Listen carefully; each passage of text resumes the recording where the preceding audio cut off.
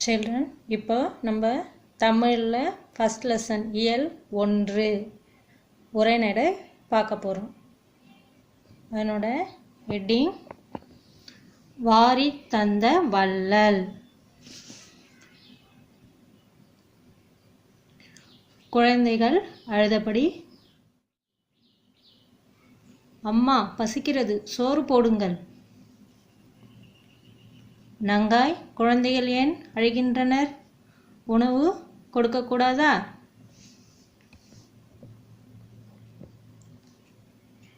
இருந்தால் கொடுத்திருப்பேனே, தானியங்களும் மாவும் நேற்றே தீர்ந்து போய்விட்டன.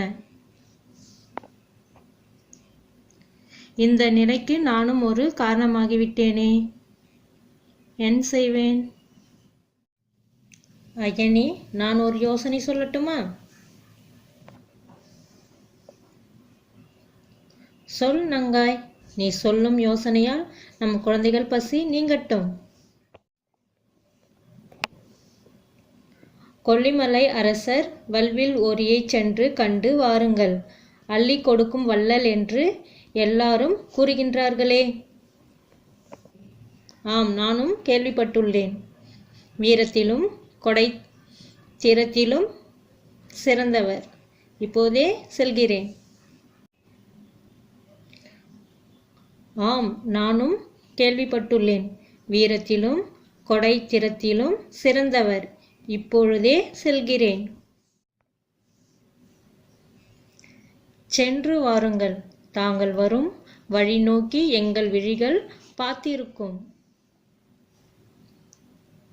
வாழிய மன்னா, இசைபாணர் ஒருவர் உங்களை காண வாயிலில் காத்திருக்கிறார். தடுக்காதே, அவரை விரைந்து உள்ளே அனுப்புக. கொல்லிமலை கொற்றவா, கொடைத்திறனின் கோமகனே, நீவீர் வாழ்க, உமது படை வாழ்க. கொல்லிமலை கொற்றவா, கொடைத்திறத்தின் கோமகனே, நீவீர் வாழ்க, உமது படை வாழ்க. தரணி எங்கும் தமிழிசையின் புகழ் பரப்பும் பாணரே வருக. வளரட்டும் தமிழ் தொண்டு. எம்மை நாடி வந்த காரணம்? வள்ளலே, வறுமை காரணமாக எமது வீட்டில் அடுப்பில் பூனை உறங்குகிறது. தமிழ் பரப்பும் பாணரே, உமது நிலை என்னை வருத்தமுறச் செய்கிறது. உணவின்றி என் இல்லால் மெலிந்து கிடக்கிறாள். பிள்ளைகளோ காற்றை உண்டு கண்ணில் உயிரை தேக்கியபடி இருக்கின்றனர். உணவின்றி என் இல்லால் மெலிந்து கிடக்கிறாள். பிள்ளைகளோ காற்றை உண்டு கண்ணில் உயிரை தேக்கியபடி இருக்கின்றனர். கலக்கம் வேண்டாம் பாணரே, உம் வறுமையை போக்குவது என் பொறுப்பு.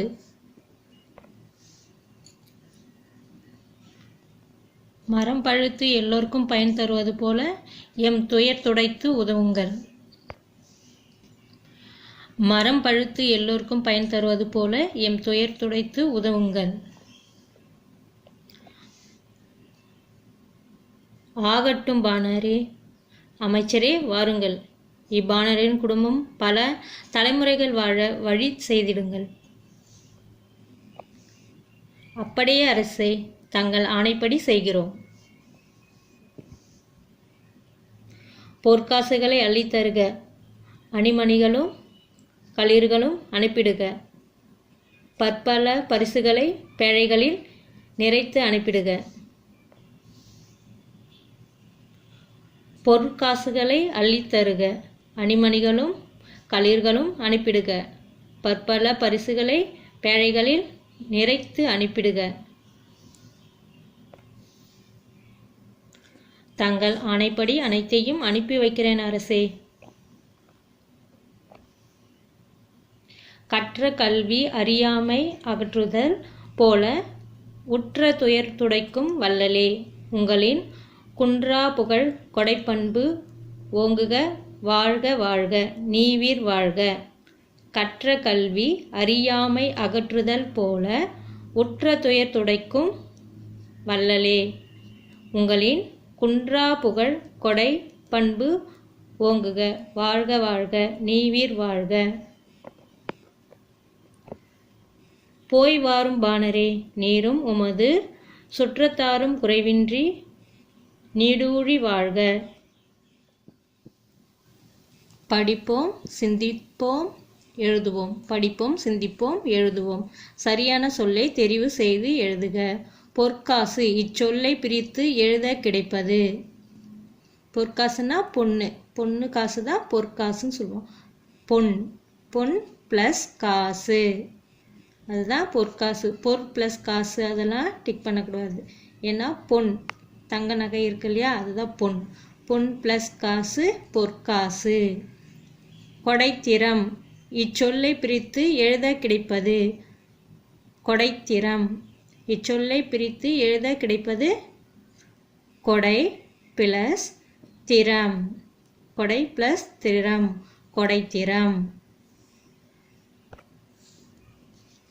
மூன்றாவது, களிறு என்பது டேஷை குறிக்கும். களிறு என்பது டேஷை குறிக்கும். எது குறிக்கும்? களிறுன்னா யானை, களிறுன்னா யானை. நான்காவது, தரணி, இச்சொல்லின் பொருள். தரணி, இச்சொல்லின் பொருள் உலகம். தரணின்னா உலகம். சோறு, இச்சொல்லுடன் பொருந்தாதது. சோறு, இச்சொல்லுடன் பொருந்தாதது. உணவு, அமுது, அன்னம். கல், சோறுன்றது நம்ம சாப்பிட்ற உணவு, அமுதுன்னு சொல்லுவாங்க, அன்னம்னு சொல்லுவாங்க.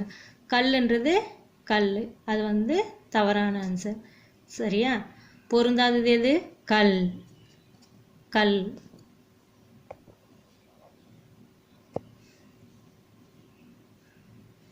பொறுத்துக.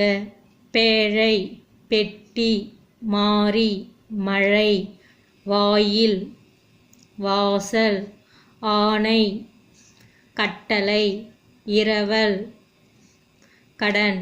இரவல் வாங்கிட்டேன்னு சொல்லியிருப்பாங்களே, கடன் வாங்குறதா இரவல், கடன்.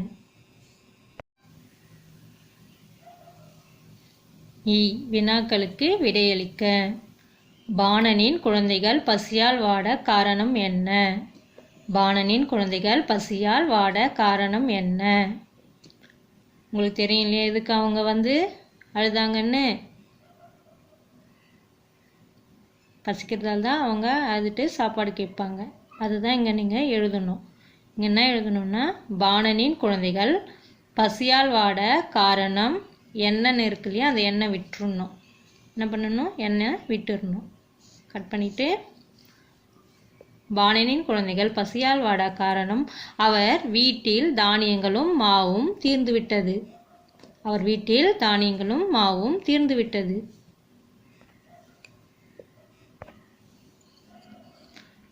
வல்வில் ஓரியின் சிறப்பு பண்பு யாது? வல்வில் ஓரியின் சிறப்பு பண்பு யாது? வல்வில் ஓரியின் சிறப்பு பண்பு யாதுன்னு இருக்கு இல்லையா, அதை எடுத்துட்டு வல்வில் ஓரியின் சிறப்பு பண்பு வீரத்திலும் கொடைத்திறனிலும் சிறந்தவர். வல்வில் ஓரியின் சிறப்பு பண்பு வீரத்திலும் கொடைத்திறத்திலும் சிறந்தவர். மூன்றாவது கேள்வி, பரிசு பெற்ற பாணன் மன்னனை எவ்வாறு வாழ்த்தினான்? மூன்றாவது கேள்வி, பரிசு பெற்ற பாணன் மன்னனை எவ்வாறு வாழ்த்தினான்? கற்ற கல்வி அறியாமை அகற்றுதல் போல உற்ற துயர் துடைக்கும் வள்ளலே, உங்களின் குன்றா புகழ் கொடைப்பண்பு ஓங்குக, வாழ்க வாழ்க, நீவீர் வாழ்க. நான்காவது கேள்வி, வாரி தந்த வள்ளல் இப்படக்கதை மூலம் நீவீர் அறிந்து கொண்டதை எழுதுக. நான்காவது கேள்வி, வாரி தந்த வள்ளல் இப்படக்கதை மூலம் நீவீர் அறிந்து கொண்டதை எழுதுக.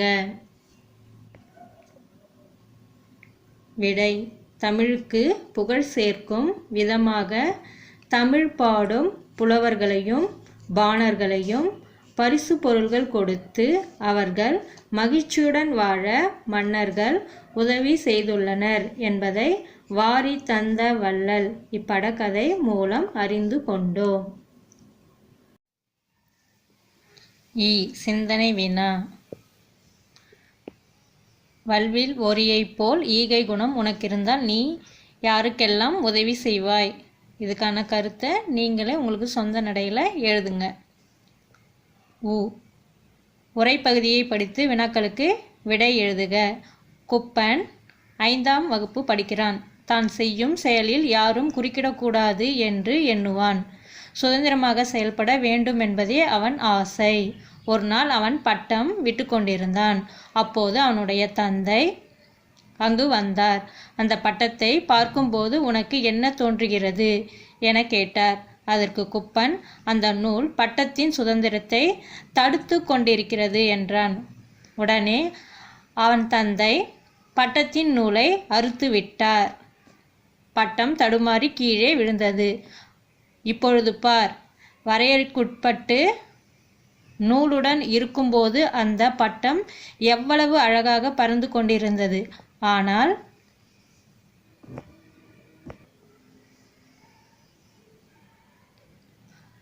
அந்த நூல்தான் பட்டத்தின் சுதந்திரத்தை தடுக்கிறது என்று நீ நினைத்தாய்.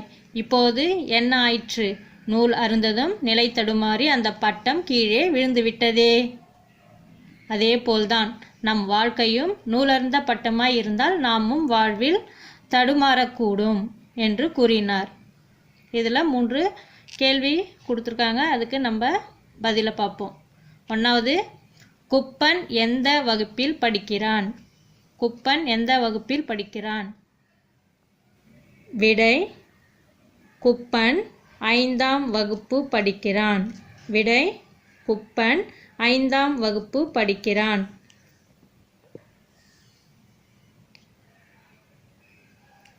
பட்டத்தின் நூல் அருந்ததும் அதன் நிலை என்னவாயிற்று? 2வது கேள்வி, பட்டத்தின் நூல் அருந்ததும் அதன் நிலை என்ன ஆயிற்று?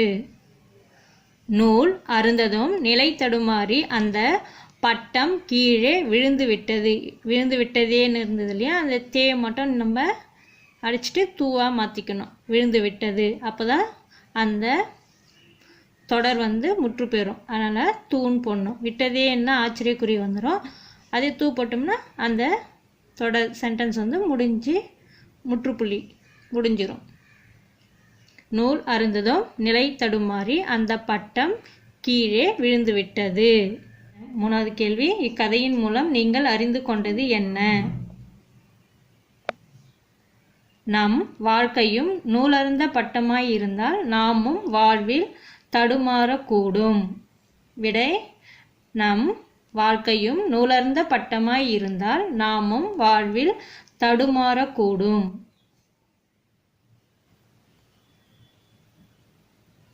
கோடிட்ட இடங்களை நிரப்புக. 1வது, கண்ணுக்கு அழகு டேஷ் காட்டல். கண்ணுக்கு அழகு பிறரிடம் இரக்கம் காட்டல். 2வது, சிறுபஞ்சம் மூலம் டேஷ் என்பவரால் எழுதப்பட்டது. சிறுபஞ்சம் மூலம் காரியாசன் என்பவரால் எழுதப்பட்டது. 3வது, வாரி கொடுக்கும் வள்ளல் டேஷ். வாரி கொடுக்கும் வள்ளல் வல்வில் ஓரி. 4வது, நாட்டு மக்களை வருந்தாமை டேஷுக்கு அழகு. நாட்டு மக்களை வருந்தாமை அரசனுக்கு அழகு. பிறமொழி சொற்கள் கலவாமல் எழுதுக. இங்கே பார்த்தீங்கன்னா நான் இந்த இங்கிலீஷில் கொடுத்ததுக்கு மட்டும் தமிழில் கொடுத்துருக்கேன். நீங்கள் என்ன பண்ணுங்கள், இந்த சென்டென்ஸாக கரெக்டாக எழுதுங்க. 1வது, என்னுடைய புக் டேபிளில் உள்ளது.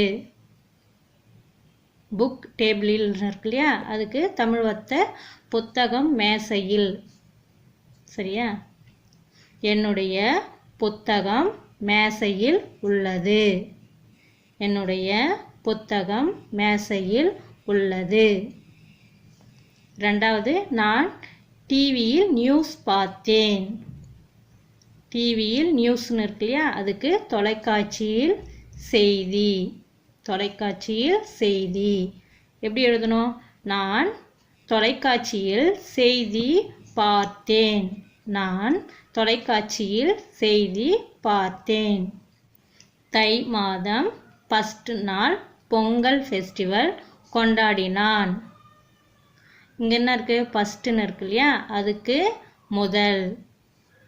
ஃபெஸ்டிவல்னு இருக்கு இல்லையா, அது பண்டிகை.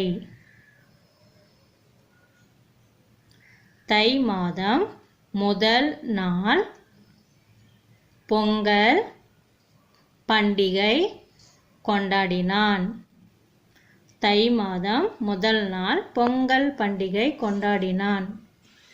4வது, பாலன் ஸ்நாக்ஸ் சாப்பிட்டான். பாலன் ஸ்நாக்ஸ் சாப்பிட்டான். ஸ்நாக்ஸ்னா என்ன? நொறுக்கு தீனி. ஸ்நாக்ஸ்னா நொறுக்கு தீனி. பாலன் நொறுக்கு தீனி சாப்பிட்டான். பாலன் நொறுக்கு தீனி சாப்பிட்டான். பாடலை நிறைவு செய்க. நாடு அதை நீயும் நாடு, பாடு அதன் புகழ் பாடு. உனக்கு தெரிஞ்ச கற்பனையில் வர பாட்டை எழுதி இதை ஃபில் பண்ணு.